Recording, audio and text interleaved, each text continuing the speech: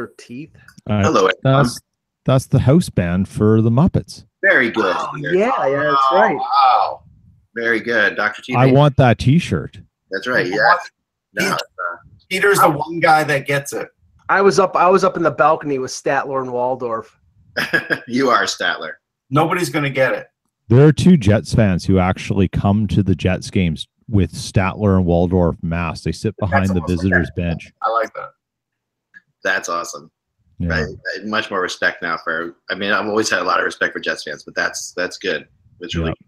They have their own Twitter account. They're pretty hilarious guys. Actually, I'm working on an article now, Peter, about a kid who plays for Kitchener. He's up for the draft, and had some great things to say about Logan Stanley. And so I'll pass it on to you, because the irrational behavior that goes on in your market about Logan Stanley is just well, it's goofy. It's stupid. You know what the problem? Radio markets.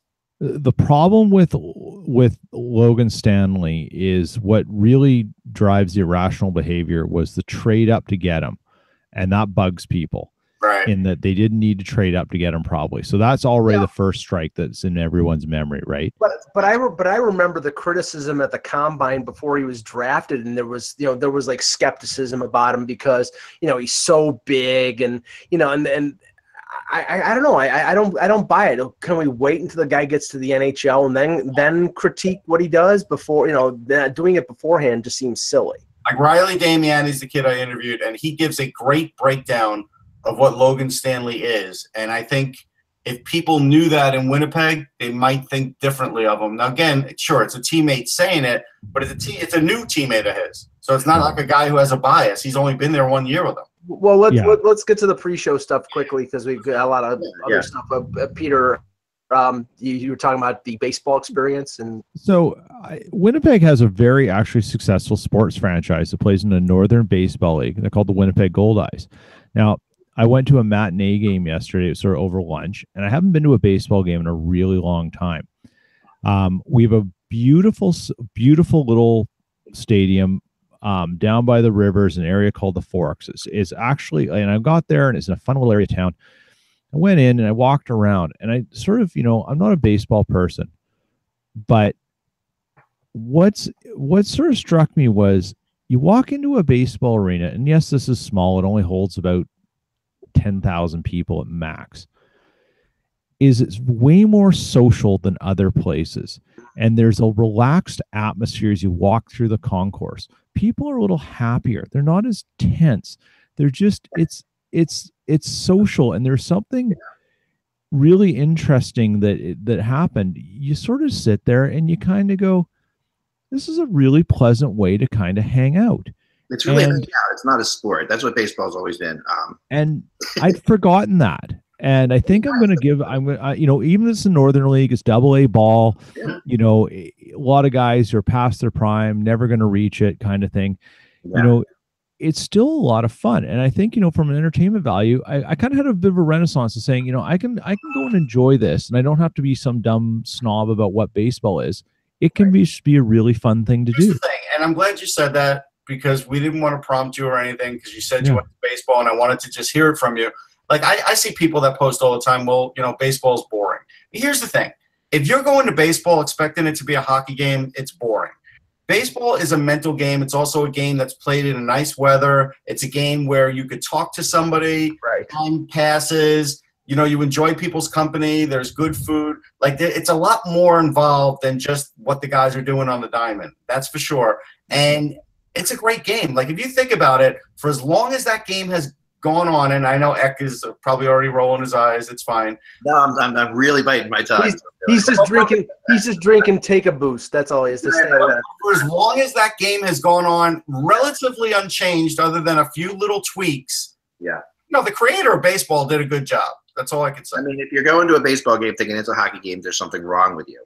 Right. Because it's outdoors and it's summer. But I mean, baseball. Listen, I mean, I played baseball. I was a little league all-star catcher.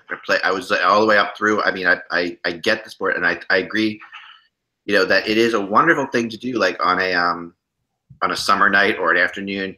You can go get a beer between pitches. I mean, it's like there's everything imaginable, that you can do, and it is completely relaxing. Like it was 2 years ago. My daughter's, I don't know, I forget who it was. Who was it? That's my daughter's over there. Hi. You remember you sang at the baseball game? You sang at the Phillies game, the national anthem? I did not do that. Yeah, you did. No. You 100% did that. I went to it. We sat there. Listen. She did do it. I believe her. You did it with no, I believe you're making this up. I don't remember singing at the baseball game.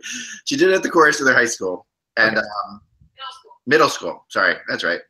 Oh, wait, she just threw herself under the bus there. She did. She corrected you, which means you're right. No, she's I'm right. She knows I'm right. I mean, we went there and we sat. Like, I'm the kind of person when I go to a baseball game, I get really good seats. Like because I might go to one a year, so I'll pay it's not that. That's the crazy thing about baseball. It's not that expensive to sit just right behind home plate. Like you can go and you can get really good tickets on StubHub even. Well, outside of New York, that's true. Yes. Right. Yeah, I can just sit there. What I see? It was fourth grade. She said it was his fourth grade. How long ago was it? That's 6 years ago. God, I'm old. All right. Anyway.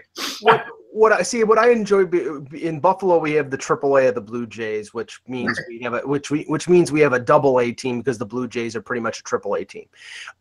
But it's great because the best prospect in baseball right now is Vladimir Guerrero Jr. He's in AA right now. He's probably coming to AAA before he goes to the majors. And people in Buffalo are waiting in anticipation of him coming up. And the stadium seats 18,000 seats. It'll be full for him for a lot of games because he's a star on the rise. So you get that, but you also get in AAA, you get to see other teams with other prospects, and it's not packed all the time. You can basically sit anywhere, like you said, good food or decent food, beverages at a certain rate on certain days. So it's a nice, relaxing experience as opposed to other sports.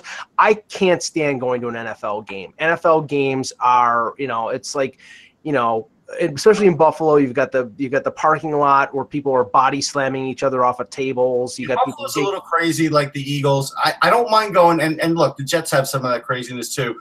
The problem with a football game live is seeing the play develop.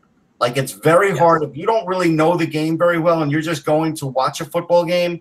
It's not the greatest thing to watch live because plays developing can be very slow. Like, Tom Brady rolling out and waiting for a tight end to go cut across the middle takes a little time. It does. I mean, to me, the biggest thing about the NFL is all the commercial breaks when you're live. When you're actually my God, it's horrible. When you're actually at the game, it really is like you sit on their helmets if it's a Monday night game. Stops. You know what I mean? It's like, and we have commercial breaks in the NHL. I'm not a big fan of this new thing that they're doing now, which is like the fake commercial break where they split the screen. Yeah. Not a big fan of that. Because it's just they're not they're adding more commercials to it, right? But they're not it's not like they're saying, oh, we're keeping the action going. Sponsored by yeah. No. You know where that started? That started during like the World Cup, the soccer World Cup, when they wanted I think it was whenever the U.S. got to like the quarterfinal of the World Cup, they started like this half is sponsored by Chevy. Yeah. They'd have the little commercial in the corner or even the emblem for Chevy, and they would continue the play because there was never time for a commercial. My daughter's upstairs now, but she went to the game with me in the Flyers Penguins series, and she hadn't been to a game in a couple years, and she was like, "Where are the advertisements are on the glass?" Like she sees those things on the glass on TV. Oh yeah. Thought they were just part of it. She always wondered why they were there. She thought the people couldn't see through them. I'm like, yeah, that actually isn't. The funniest thing about advertising in sports though is to listen to a minor league baseball game on the radio. If you want to hear advertising at its finest, I mean, this is like that curveball sponsored by the curving. Oh, everything is like everything has a sponsor, and these guys. Russ, the absolute worst is the New York Yankees broadcast. Not only do they have the radio one with John Sterling and Susan Waldman. It's not only what is sponsored by the New York Yankees, like Delta, the official network of the New York Yankees. It's Southwest, the official network, the official airlines of the New York Yankees radio network. But so they split it up. But I do want to preface this, and this is important. I mean, I'm going to do a bad plug here. I have a book, Pioneers of Baseball. It goes back to the old days. If you go and listen to the old baseball broadcast, which is all there were twice the amount of commercials that you even complained about what's on the radio now, Mike. No, they damn in commercials every second. And you know that they have to do this to pay for it, and it's totally fine to me. So that's why I appreciate it. Like, I was listening to a what's the River Rats? Are they the Camden? Oh, yeah. I mean, they're long gone. They're long gone. This was a while ago. But a guy was thrown out at first base. Taking the lead off first base. The River Sharks. River Sharks, right? River Rats, I call it. The River Sharks. That's Albany. That's Albany. Sorry, Camden. They have an aquarium there. That's why the River Sharks. All right, so there are no sharks in Camden. But this guy was thrown out at first base, and it was like that throw out at first base sponsored by Hefty. Where when you need to throw out something, it was just like I was. Yeah, I'm waiting for the pitcher to pick his rear end and say that's brought to you by Preparation H. Right, like to actually have a specific advertisement for when a guy is thrown out on the field. I thought was impressive because that happens not every game. So anyway, let's begin. Yes, please. Hello, Hockey World. It's Tuesday, June 12th, 2018. I'm Michael Agello. I'm Peter Tessier. I'm Russ Cohen from Sportsology. And I am Eklund, and this is Dr. Teeth and the Electric Mayhem, as was pointed out by Peter before. And you're watching HockeyBuzzcast on HockeyBuzz.com. If you don't know who Dr. Teeth is, look it up on Google. This is all I got. Yep. Don't bother me. It's hockey season, which is ironic because it's not, Russ. It still is for draft guys, Ek. No, I know. I said this yesterday. I'm like, so people come up to me every day and say, oh, you must be so happy to have you come time to yourself now. And I'm like, no. I said, not until like the middle of July at the earliest. This is the busiest time of year. My kids know now. It's like, those 3 blogs a day. And the hardest thing about writing blogs right now is getting off the phone to write them. Because it's like that. I can literally spend the entire day. And when I started this job, I used to actually like talking on the phone to people. I've gotten to the point where I really don't. But the funny thing about GMs and a lot of hockey scouts and stuff like that, they are getting into text messaging, but they still rather talk to you on the phone. Right. You don't want to put anything out there that could end up on the internet. So like if someone texts me, I'm interested in this guy or that guy. Yeah. Then we're screenshot that and send it out. You're not so the only time they're gonna say something to me on the phone. So yeah, it's crazy. It's fun. It's fun though. It's fun. And speaking of fun, if you're Jack Johnson. The rumor that just came out right now from Bob McKenzie, who is always right, is that, and that's what I've learned in this time. I mean, really, it's just flat out, the exception of once, something said about me. Besides that, he's always right. He absolutely puts this out today that Jack Johnson is interested. I mean, the Montreal Canadiens are interested in Jack Johnson. It does not surprise me in the least. You guys were kind of shocked by the number. No, I'm not shocked about the interest. I'm shocked about the number, and number is what. Tell them what the rumor is. Well, he was on. Bob McKenzie was on TSN radio in Montreal, and the report coming out is that the offer. Now, there's no specificity in terms of the amount of years, but the AAV is close to $6 million, which I think. Mark Bergevin should find a straitjacket for him. That's nuts. It's absolutely insane. Man, I really hope this is the case for Jack Johnson, by the way. Just because he's a good guy and needs the money. But I have nothing against him, but he's not a $6 million defenseman. Even with an $80 million cap, it's just cuckoo. We had a big today, obviously we'll talk about it. But Jack Johnson is a really good defenseman. And the issues in Columbus, from what I'm told, had more to do with the coach than anything else. And I know there are some people there that there are some people in Columbus that thought he should be playing more, and that they should be giving him more, especially in the playoffs. So here's the problem: you've got Bob McKenzie reporting $6 million, and then you've got Darren Dreger reporting OEL. Oliver Ekman-Larsson has a verbal agreement at 8x8 in Arizona. How do you get a spread of $2 million? Between Jack Johnson and Oliver Ekman-Larsson? Okay, well, I'll Let's go down this rabbit hole for a second because Montreal is $6 million. I would bet you it's 2 years. Yeah, I was gonna say It's a first of all, short-term deal. There's no question. yeah, it's got to be a short-term deal because and Not and, more Mon- than- and Montreal does have cap space, lots of cap space. It might be one. It's not more than 3. So my venture would be it's 2 years. So But with Oliver Ekman-Larsson, I will bet that he took less to get the no move clause. If there is not a no move clause on this deal, then there's no question. There's no move clause in the deal. right, because I was joking about this, but I said when Oliver, when I heard that he signed an 8-year deal for 8+, which I think is, for the type of defenseman and the where he is ranked, I would say definitely in the top 10. It's clear that he likes golf and warm weather and not winning, because the Arizona Coyotes, except for that 1 year where they went to the conference final, haven't won, and that organization has been fairly questionable. Now, They do have a lot of talent in that organization, though. Yes, and then maybe it finally gets going, and maybe they finally put some things together, because they do have a lot of talent. You're right, Russ. But up to this point, I mean, if he was interested in a guarantee in improving his odds to be a winner, he would have gone someplace else. But he's staying in Arizona because he's comfortable, because he likes it. Maybe he thinks the team can win, but I don't get it. I mean, Peter, what do you think? With OEL? With OEL, yeah. Well, I think one of the things that we really don't understand about contracts and players, and it's a question that's never really asked to the specifics that we speculate on, is how much is your comfort level of value to you?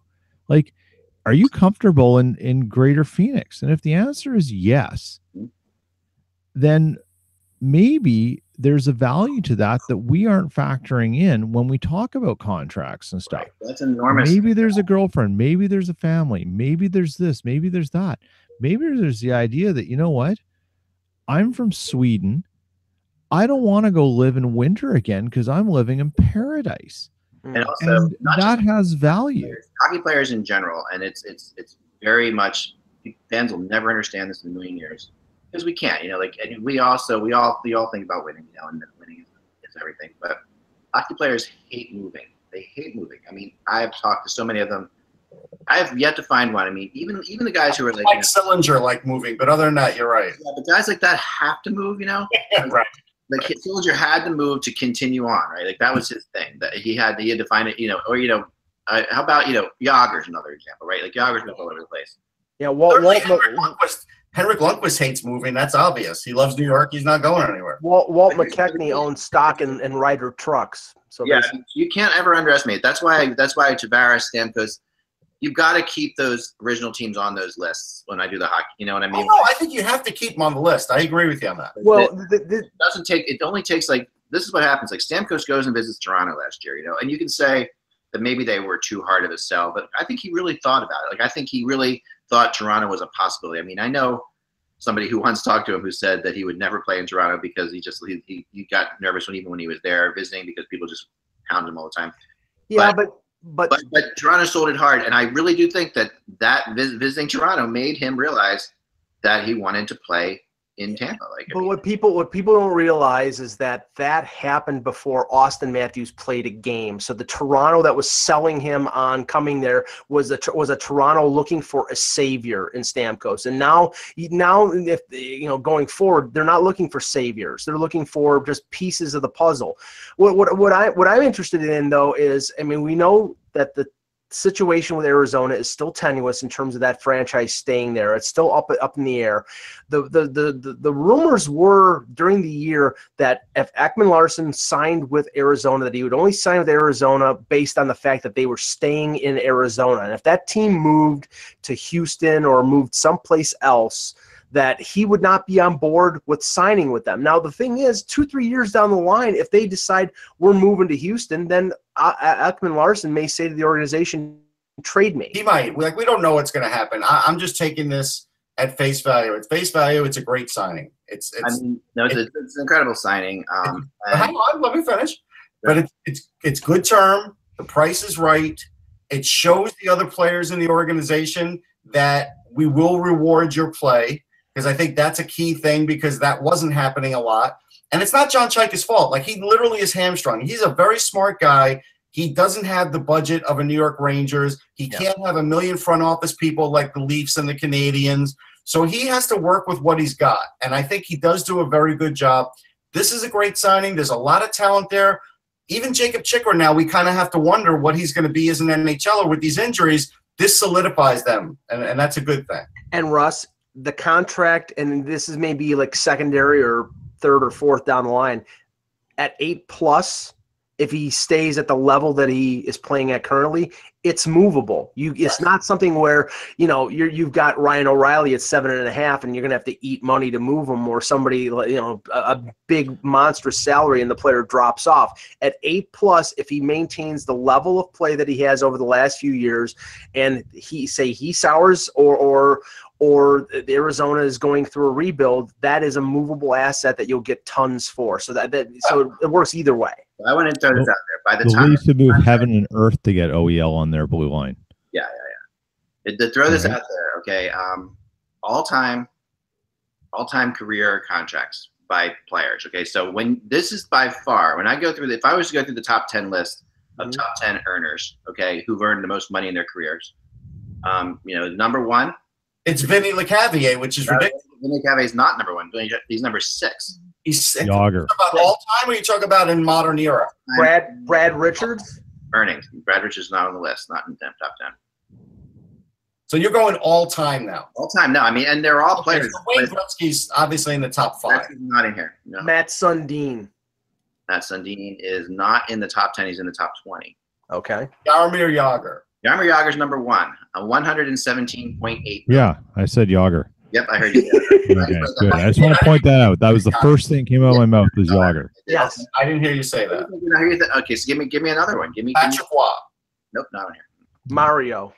Not on here. How about No. Contracts escalated a lot. I mean, I was going to say, I was wondering, would Luongo be up there? Nope.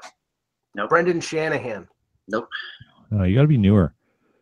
No, remember before the cap, there were guys who were making. But a lot. It depends. I mean, you had to be in a sweet spot before the cap. Oh, Brett Hall. Taves and Kane. Brett Hall. Taves and Kane. Okay. No. Mark Messier. Nope, not on here. Taves and Kane. Nope, neither of them. Ovechkin. Nope, not on here. Weber. What is this? A list for the WHA? Hold on. All right, so I mean. No, wait. You said Yager's number 1 at 117. Yeah. Gretzky's first contract was 80 or 90 million. Let's find out. This is according to Wayne Gretzky. Is 109th on the list. No, this is wrong. Yeah, his first contract. Who's this list? Hockey news, Russ. Well, just read off the names. No, I'm curious. Let me make my point before I read off the names. I'll remember. Now remember, Connor McDavid just signed a $100 million contract, right? Right. Connor McDavid's going to be on this list, obviously.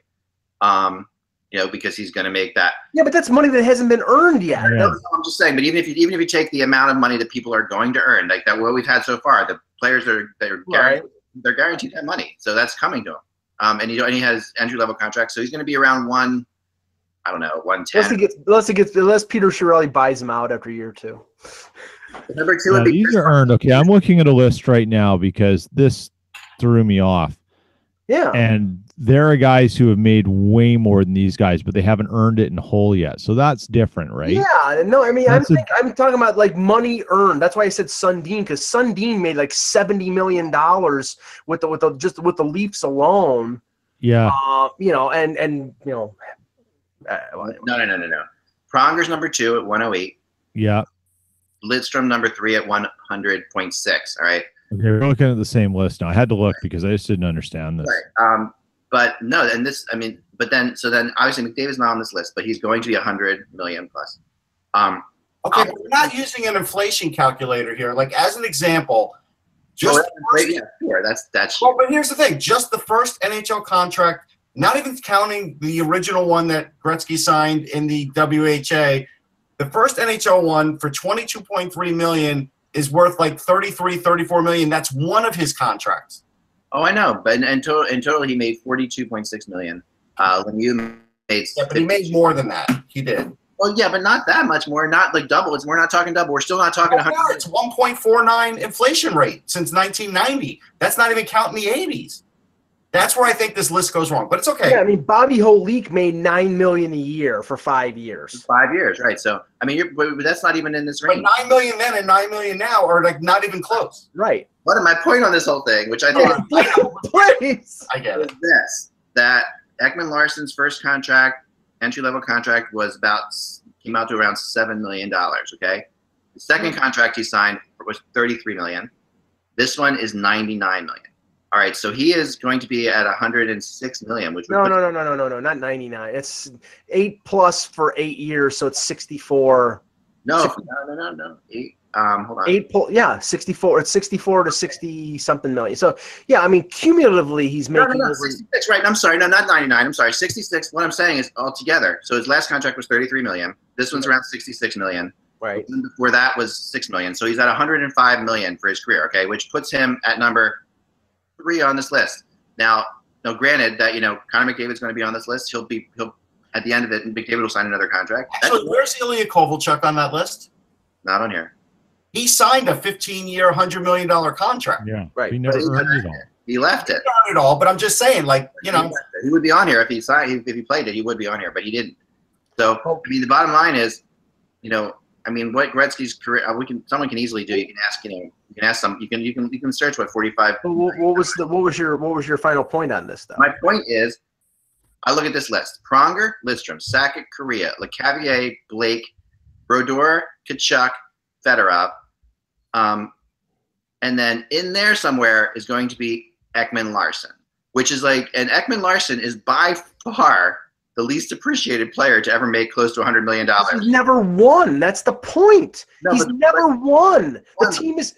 I mean, even to have signed, that amount of money for a player that most people don't really even know all the parts of his game. He's a great passer. He's a great puck-moving defenseman. He's obviously really solid. I was incredibly impressed with him. And the greatest thing for me about the World Cup of Hockey was seeing players against each other in this kind of situation, And I thought he was really good, in the World Cup. I mean, what number was LeCavier at? LeCavier is at number 6 at $87.3 million. $89 million. This is the original point that we were making. I think he's a top 5 to top 10 defenseman in this league, and that's why it befuddles me that he signs an 8-year deal with a team that has shown absolutely no concept of how to win. And then it's like, okay, so if winning is not important to him, he's a good player, he's a great player, but he's on an island there. And unless you win, you're never going to get the respect from your peers. I mean, he's a great defenseman, and you see it, and I see it when we see Arizona come to town. But they're a losing organization. Yeah, no, they are. They have been. They in their early, when Dave Tippett was there, they made the conference finals the one year, and that was the year the Kings won. I think it was their second cup. Here's the one thing. Here's what we can say about Arizona. With the exception of their goaltending, they can look at what Vegas did and have hope. Right. And that's fair.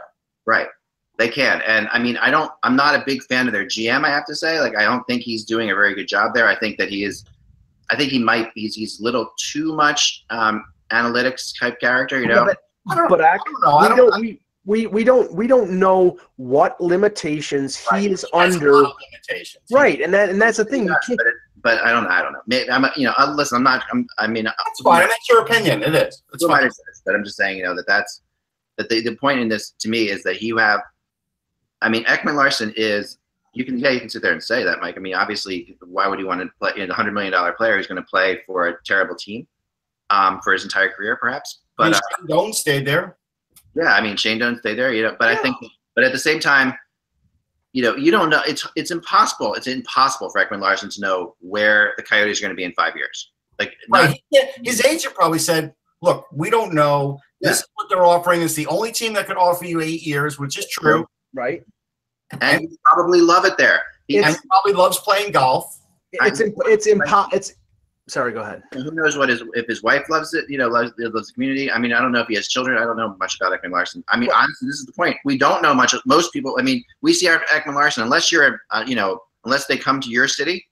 It's How many times was Ekman Larson on NBC last year, or CBC, or almost zero?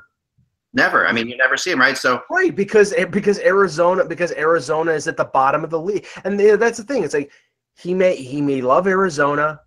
You know, they made a conference final once. I mean, the only thing you can base your decision to sign a contract for 8 years is what has happened in the past. And the only thing that has happened in the past other than 1 year is being at the bottom of the league. So that's why, like, I mean, if you put himself on the market and then Arizona offered him the most money next July as an unrestricted free agent, then I'd say, okay, you got your 8 million, you got your 8 years at whatever amount and whatever. He didn't even do that. He's comfortable there. That's fine. But is there any guarantee that team's going to be any better off than they have been over the last 4 or 5 years? Not a chance. no, there isn't. There's no guarantee. And the one thing I think that the one point I think that you make is really good. Not that they're not all good, but the one point that's really good is I wonder if he has something in his contract if that team moves to Quebec. Yeah. Really Quebec or Houston or wherever. I mean, I think that's the team that moves to Quebec. I mean, from what people I've talked to, that's the team. If they move somewhere, the two teams that I think they're really suspect moving are Florida and Phoenix, right, or Arizona. Mm-hmm. I think some people actually say Florida and they believe Carolina will move eventually, and I think that's possible too. That Dundon could actually move him. The way that what I was told, I have a good friend, a couple people who've been involved in groups that tried to buy hockey teams. The one that tried to buy the Blues, one that tried to buy Devils, and I know for a fact that one of the things the NHL puts out there, and this was true in Winnipeg's case too, is that if you buy a team, you have to keep it there for 7 years. The NHL has this rule, that's 7-year rule. That you have to promise that you're not moving them for 7 years. But after that, if in that period of time you can't get it going in that city, particularly, these owners know that they can move them, and they will. Ironically, the lease for the arena in Raleigh is up in 2024, which is 7 years. Right. From when Dundon bought it. I heard that this morning, and that. And Dundon will move them if he can't get this going. He's the kind of guy that will move them. The Florida guy, I think will move them if he doesn't get this going. I found this out. The first time I found this out was involving Winnipeg, because they actually said that was the thing, Peter, that they thought that, of course, you got this very rich owner there who's going to a city, and the feeling was that Winnipeg could move after those 7 years if it didn't work out, and that but they would never. What I was told off the record was that, and I can say now because it was so long ago, and I think Winnipeg's not going anywhere. They've solidified themselves. But at that time, I was told that was the team that would move back east, but east into Markham, into that area. That's what he thought about. The Toronto suburb. Yeah, which is never going to happen. No. I just read on the NHLPA site that Ekman Larson, loves being at home in Sweden, right? So I looked up. It's a $1,600 11-hour flight to Arizona, so he must really love it there, because there are easier ways to get back home. Well, it's only 3 hours less than it is from here, right? So, I mean, yeah, I agree with you. That's pretty crazy. And by the way, the Vinny LeCavier, you have $98 million. You're right, because the list I was looking at was put out in 2014. Where LeCavier did play a couple more years and made a couple more million. That's right. I know, that's why I said that. I'm just saying, but I'm teasing. The point is that no matter how you slice it, Ekman Larson is in the top 10 of all-time earners. He won't be very soon, because when Drew Doughty signs his new deal, when Austin Matthews signs his new deal, Erik Karlsson will top that. Yeah. So now that's a big question. There's no question he will top that. Karlsson will top it, no question about it. But Doughty will top it. All right. If Doughty doesn't top it, he's a UFA. Hold on, Mike. I got to bet.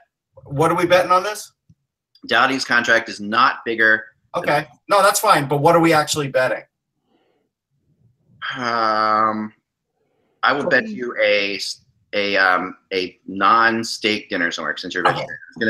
Good lobster, or there you go. I bet you any kind of dinner you want, Russ. I will take you to dinner if this is the case. Okay. Well, I'll tell you this right now. if Doughty does not get percentage-wise, and I'm not saying monetarily, because monetarily Kopitar. I'm saying monetarily for the bet, but okay, you go. Right. But Kopitar is making $10 million on a $75 million cap.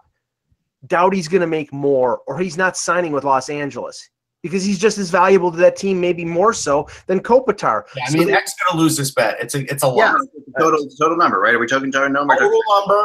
Total number has to exceed $64 million. Okay, I'm good with that because I think with LA he doesn't. If he goes someplace else, he could actually sign a 7-year deal that could exceed that.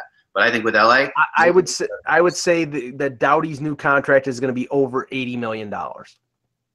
We'll see. 8 years, over $80 million. I think that. So I mean, I think Doughty $10 million a year in a keeper fantasy league. Whoa. Doughty is not as young as the. I mean, he's 20. He's 20. He's a year older. He's 27. I know, but no, young in terms of the amount of abuse Doughty has on him. Like I'm talking about, to me, the thing about Ekman Larson is this: Ekman Larson does not have a whole lot of abuse on him. Like he has not. He doesn't. Wow. No, he doesn't. But the Kings, as usual with free agents, the Kings will be paying him for past time served. No, I don't think they will, and I don't think they have to. You can look at Drew Doughty now and what you're going to get from him in the future, and he will still make more than Ekman Larson. And there's another thing with Drew Doughty too, is that he is definitely, if you want to change the culture in LA, which they might want to do, you can't do it with Doughty. Rob Blake is a defenseman. He is going to pay one of the best defensemen in the league. If you're changing the culture in LA, you're trading Jeff Carter. You're not trading Drew Doughty. You're probably moving both of them if you're going to change culture. But can we? Move on. Can we touch on something that you reported yesterday because it has to do? We would like to do that. Thanks. Let's do that. Yeah. Go ahead. You start.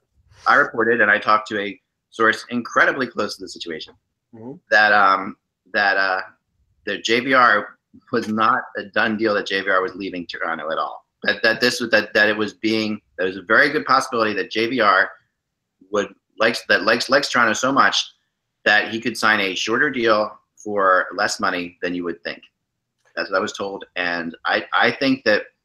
And I believe that in the Lou Lamoriello world of things, what I was told is it has changed a little bit with the GM changing. That this GM that's coming in does like JVR more than Lou did, and believes that this could actually be something that they're going to explore. And I'm not talking something that's going to break the bank. It's not, because it's amazing how little respect JVR is getting as a UFA to me. Like it's just because he really could. I mean, how many goals? He's a one-dimensional player. We love JVR. JVR, if I see you, I will shake your hand and tell you I enjoy watching you as a hockey player, but he's a one-dimensional player in the grand scheme of things. You're okay with dimensions if it gets you 40 goals. I mean, that's like he scored 36 goals last year. It was his career high. Yeah, I mean, you're approaching on 40. If you're in the, he's not going to get 40 goals. He's not. He's close enough. I mean, 36. He could this is career high. I believe he won't even reach that again. This is the best surroundings JVR has ever played with. He's got Marner, he's got Matthews, he's got players. Exactly. Which he doesn't play with either one of them. That's the problem. He doesn't play. That's true too. But he doesn't have a power play with them, correct? I mean, yes, he plays on the power play with them, but 5-on-5, he's played with Tyler Bozak and a variety of different right wingers. He did have 11 power play goals, the most in his career. He will never reach 36 goals. Yeah. This is the problem here is that he's coming off a career year. Yep. He's been underpaid for 6 years on that deal, that sort of lengthy bridge deal, if you can call a 6-year deal a bridge deal, that he signed with Philadelphia before he was traded. Yeah. This is his last opportunity to make big money. It is. He is not taking. I don't doubt that he would like to stay in Toronto. What I doubt is that Toronto is interested in signing him at anything close to what he deserves. They've got other priorities they need to address. They're weak up the middle after Kadri and Matthews, and their defense is horrendous.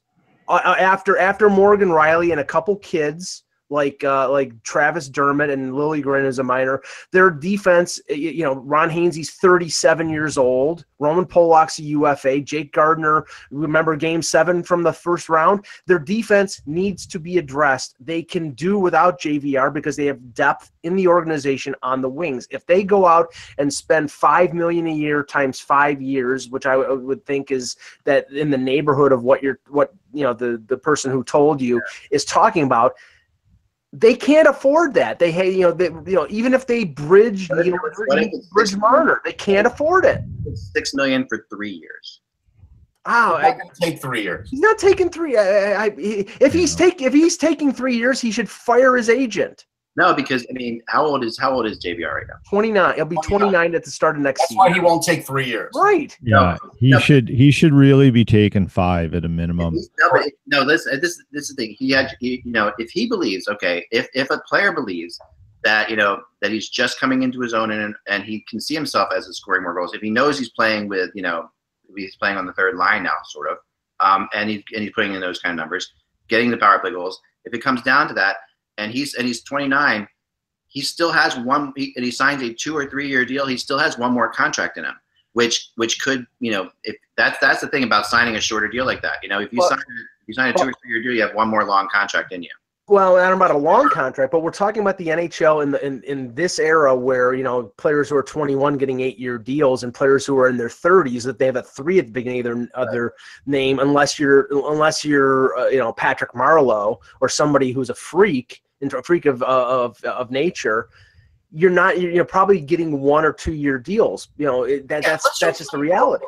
Stanley Cup winning team who comes off the best year of his career, a career year, and signs a 3-year deal. Nobody's doing that. Yeah, Justin Williams will get 2 years because he's at age 35 because he's Mr. Game 7. Right. And Patrick Marleau will get 3 years because he's probably a Hall of Famer. But right. JVR, he's starting to slow down now. He played his best career year. He averaged less than 15 minutes a game. Not his fault. No. Well, what I'm saying is that Mike Babcock prepared to take less. Is he prepared to take less term? Right.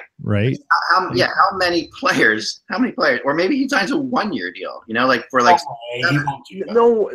Well, we know this. Tell me why in the world you'd rather sign Joe Thornton to a 1-year, $7 million deal than you would JVR to a 1-year, $7 million. Well, I wouldn't want to sign Thornton for a $7 million because Joe Thornton has had 2 knee surgeries in the last 2 years. But why? Because the Leafs are weak at center and strong on the wing. That's why. But this particular year, the Leafs have money, right? So if he's if he's sitting there and thinking that's the tip of the iceberg for him, right? You got to remember how players think. Players think differently. Then I don't see. I think what's happening here is people are really underestimating how much some players want to play in certain places, I think the other thing is we also underestimate what players feel comfortable about with their earnings. Yeah. Hockey players are very different than NBA, NFL, and MLB. Like, remember when Albert Pujols was being courted between Anaheim and St. Louis when he signed that insane deal? And his wife at the time came out and said, you're talking a difference of $20 million in an astronomical amount of money. She goes, well, we have to think about what's best for our family with the contracts. You're having more money than small nations.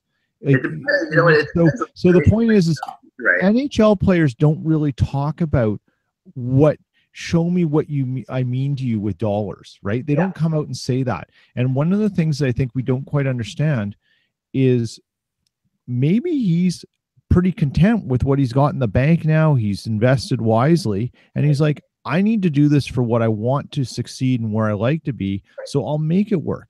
There are guys like that. It's just we don't know about that side. Okay, but Peter, if he takes a 2-year, $14 million deal, his agent will be like, find another agency, man. Seriously. Yeah, and I agree, Russ. Like, from that point, I agree. I don't disagree with it. I'm just saying we sometimes underestimate what players feel and understand about things. And yes, they should have an agent and a business manager in their ear going, no. And really, he should be, if he did that, he should be kicked out of the PA too.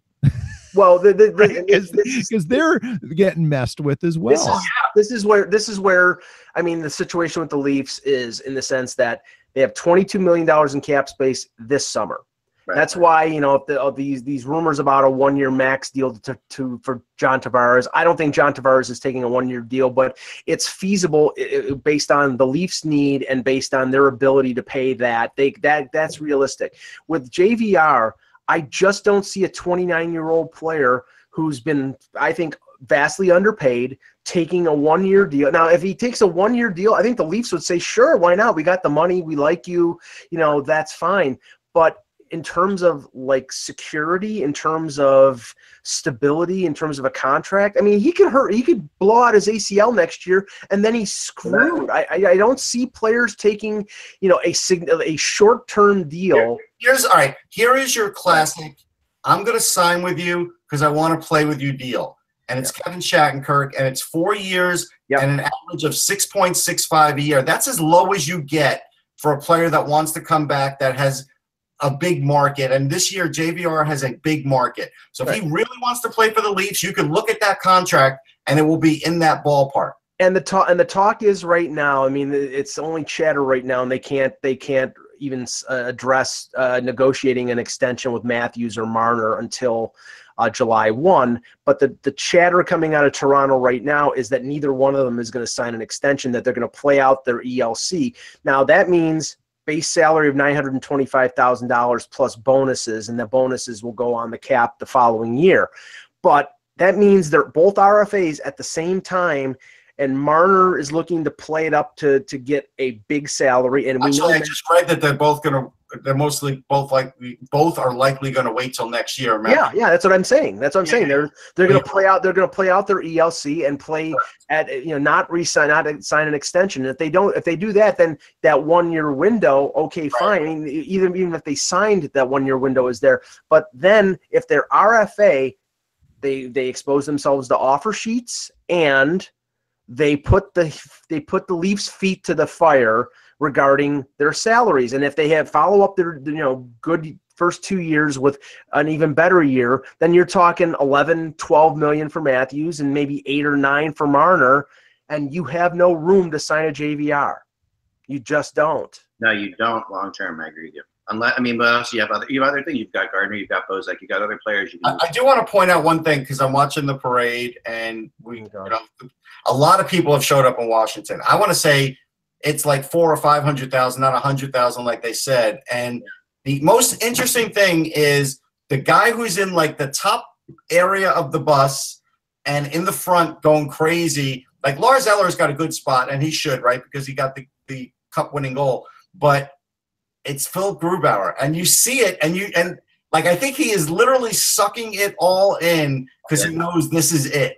Because he knows he's going to the Islanders or the Hurricanes in about 2 weeks. Like, that's a really crazy time for John Carlson, you know, and Trotz. I mean, it's fascinating when you're in this position like this, and you're going to be taking the cup. The cup's going to visit you at some point over the next year, and you're not going to be a member of the team that you won it with. Right. You know, and that happens a lot. It doesn't happen. I mean, it happened. You know, it happened to this year. It happened to Benino. I heard about. You know, like it happened to what's his name? Former defenseman for the Flyers, right? He when he had the cup in Long Beach. Kimmo Timonen? No, German. Peter Seidenberg. Didn't it happen to Seidenberg? Dennis Seidenberg. Yeah, for sure. It did. And he still celebrated like at his home in Jersey. Yeah, and they get their Stanley Cup ring when they go back with their new team. Time with the Islanders, right? He wasn't with Boston anymore. Yeah, I mean, Williams brought the cup to Margate. You know, like I was down in Margate. It's crazy. So that on the Jersey Shore when he was part of Carolina. Well, he did return. Williams did return. I don't think Seidenberg was offered a deal. Well, the interesting thing is with the bus thing with going through Washington is Carlson more than Grubauer is going to get traded because they have Holtby and they have Samsonov, but Carlson, I think obviously the Caps want to bring him back, and they might have the guy that could sign a Shattenkirk deal if he feels like it. Right, but again, here's the opportunity at 7 years with Vegas out there, with other teams that are probably willing to break the bank, and now you have Subban making 9 and Ekman Larson making 8. I mean, what's John Carlson going to make coming off a Stanley Cup? I think he's going to make 8.5. He's in a different situation than JVR, and that Carlson is definitely sell high situation for Carlson, right? This is as good as it can get. I mean, Carlson has issues still. Carlson is not that good defensively. He makes mistakes. Oh, I think he's a lot better than he used to be. I think that's a default to say that. I think he's actually. I'm just basing on what I saw in the playoffs. Like I watched him really carefully because. Really? You thought I didn't see that many gaffes at all by him. I thought he was solid. I think he got a lot got covered up for by Holtby in the last couple. Okay.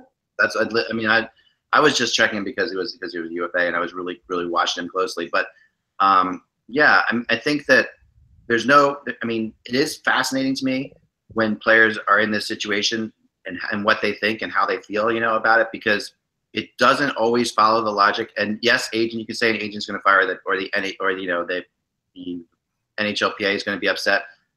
And all that is only a really small factor. I mean, it's would the NHLPA be upset if John Tavares signed a – say the cap is $80 million. Well, Tavares is different, right? Okay, but the cap is $80 million, so that means 20% of the cap is $16 million. Would the NHLPA be upset with John Tavares if he signed a 1-year, $16 million contract? No, not at all. I don't think they would. No, they'd be thrilled, actually. Because he'd be setting a precedent. That would be right. Okay. Exactly. Obviously, players like that, and this is why you see him. This is why we're talking about what's his name, LeBron James coming to Philadelphia, right? Players, when they sign shorter contracts who are that famous like that, they can go on and do. They can do that. They can sign bigger contracts every year, because but in that sport, you can control your destiny a lot more. Tavares can't really fully control his destiny in the NHL. He can right now, and that's why he won't sign a 1-year deal. Right, and that's why that's my theory regarding JVR is like, okay, if you're 26 and you're a free agent, you might have the think, okay, I'll only be 27 if I sign a 1-year deal, but he's 29, going on 30, right? And I think he's still in his prime, and I think he's an effective player, but that ends pretty quickly. This is his best and maybe last opportunity to get a long-term deal and to set himself up in a place where he can think that he can win a Stanley Cup, like New Jersey or wherever it ends up being. If you look down the line, Rick Nash, right? He can no longer control his destiny. Right. He's going to have to go where he gets the best offer. Yeah, but I mean, Tavares can control his destiny if he signs a well, now, but in 6 years, he might not be able to. Yeah, but a 1-year deal now, he can still control his destiny. Yeah, but you don't know what the market will be. Yeah. Like, you're pushing yourself closer to a potential lockout, too. That's something we haven't even brought up yet. I mean, that is a big factor here. Let's just look forward. I mean, and we know that people will get signed between now and next July 2019. But the 2019 UFA class, Tyler Seguin, Drew Doughty, Erik Karlsson, Ryan McDonough. This is a lot. That's a lot of money out there, and we know that there's other than Vegas, there are not a bunch of teams that have a ton of money. So if you're JVR and you sign a 1-year deal, you're putting yourself in that draft, in that free agent class, and he's a second thought in that class. This year, it's Tavares and it's him and it's Karlsson. A lot of people agree with Tavares and him, and that's the crazy thing about it. Like when I talk to people, I get I was just listening on and I like Steve Coolius on XM. I think is amazing. I think he does a great job. He was just put Tavares at number 5 among forwards, and I'm like, I think that's kind of like, put him behind Neal, put him behind obviously behind Tavares, put him behind Neal, put him behind Perron, which I was like, that just makes sense. That's just nuts. I'm sorry. To me, the whole thing is the who are the big the big guns. But here's the thing. I think this is the thing you have to look at. If John Tavares takes a 1-year deal, let's just say he takes it, and there's a potential lockout in 2021, not only will he probably not get a lockout-proof contract at that point, teams are not going to give him a major deal anymore because they might be a lockout the next year, and they don't even want to deal with that. A player like Tavares will always be able to get a lockout-proof contract. I mean, there's only. I don't know about that. He will from the Islanders. There's like 10 guys in the league that can. He's. I don't know if he will. Listen. That's where I might draw the line with John Tavares. I don't know if he can, but I know if he risks taking a 1-year deal, he's risking that. If JVR takes a 2-year deal, and then there's a lockout in that third year, his agent's going to look at him and say, what the hell did you just do? You know the evilness of lockout-proof contracts for a second? I mean, think about Peter. I want Peter's opinion on this because as a business leader, think about this concept. Lockouts mainly happen, and the main reason that these things have occurred in the past is not for your everyday second and third line players. It's for your superstars, right? It really does come down to your superstars. And that's what everybody always says. But it's supposed to be the opposite. It's supposed to be the opposite, but it never works that way. I know. And so if superstars are the reason that you're holding out because you want the top contracts to keep going higher and higher, and you hold out that year, and these superstars are sitting by with lockout proof money, it's just, I mean, and you're a second or third line NHLer. Imagine how pissed off. I mean, that's a crazy scenario. Yeah, it happens, and it keeps happening. But the other thing is the cap keeps going up, and now you're getting teams with third line centers who are making $4.5–5 million. Right. And that sort of attrition of how you bring others in. I think the biggest problem is what the salary cap has done is it's forced players to demand longer deals to squeeze things. And who's really getting squeezed in the options is GMs who get too many of them, and they affect the ability to bring younger players in because they can't fit them into the roster at the right times because they don't have the cap space or the injury trouble to bring them in. Well, it's affected your development process of giving guys games when you want them to, because you've got these guys you've got to play, and your owner's saying, well, you've got a guy sitting there with you're paying $5 million a year to sit in the press box. No chance. Well, yeah, and it also forces these teams who are to be cap compliant to play players who might not be ready for the NHL because their ELC is at $925,000 or less. So exactly, Mike. Yeah, it perpetuates it, and the thing is, you potentially could ruin young players, and most of the ones that are young, they realize that the best performance they're going to get out of these players is by letting them develop in junior and the AHL, and then slowly bringing them along. But there are teams out there that force these guys in the lineup, Edmonton, and I think to the detriment of their future. Before we finish, teams in this UFA class that look at guys and say, hey, we're not signing you beyond 2 years because we think there's going to be a lockout. There will be those guys. Before we finish, how about the stuff that's starting to come out about? I mean, it's not. We know Kovalchuk is going somewhere, but it seems that. First he talked to LA, and then now the report from Darren Drager this morning said that he talked to the Sharks. I don't know if this is a fit for the Sharks. I really don't think it really is. I mean, it's a backup plan for the Sharks for sure, but it's not. The Sharks are very hell bent on Tavares. I mean, I talked to somebody at the Sharks yesterday. They are definitely all in on Tavares. And it's funny because it's really not being written about too much because no one really covers the Sharks. Yeah, we've talked about it quite a bit. Yeah, I think but it's definitely. I mean, and they have a lot of attractiveness to Tavares because they do. They've got a good young team. It's a great place to live. It's a great place to raise your family. It's a beautiful area. It's a lifestyle that is much more mellow than the New York area. There's a lot there that they are going to be a real player in this thing. I think they're going to be one of the finalists in this, no matter how it plays out. But I do too. I felt that all along. Yeah, but I think that when they're talking to Kovalchuk, it's more like, and some of this I think is also Kovalchuk's agent getting stuff around. This is an ego stroking tour. That's what this is for Ilya Kovalchuk. Think about Kovalchuk. We like you, Ilya. Now hurry up and sign. Right. He can do this 2 weeks before anybody else can. Right. So he's in a fortunate situation because he's not with any team. He can go and do this. I mean, I think at the end of the day, it's gonna come down to I think the Islanders will be in on him. I think the Rangers will be in on him. I don't think the Rangers will be in on him anymore. I don't know. I still get the impression that they will. I don't. I mean, it could be, but I don't know. Have the Habs expressed interest? And Montreal is another one. Yeah, they're definitely. Montreal's another one. Great. They're going to replace Max Pacioretty with Ilya Kovalchuk. That'll be brilliant. I mean, and Jack Johnson. Yeah, and Jack Johnson. I mean, that this is possible. Anything's possible. But yeah, I mean, so tomorrow we're going to be talking about I'm going to be writing about this later tonight, and unless anything else big breaks, I have the story that I've been working on. I had a quick question for you, Russ. We have time. Sure. Do you think the Rangers would consider dealing one of those 3 first-round picks they have this season for defense? 3. I thought they only had 2 first-round picks. They got theirs, Tampa's, and Boston's. Oh, the Boston one. That's true. Yeah, but what do you think they would deal it for?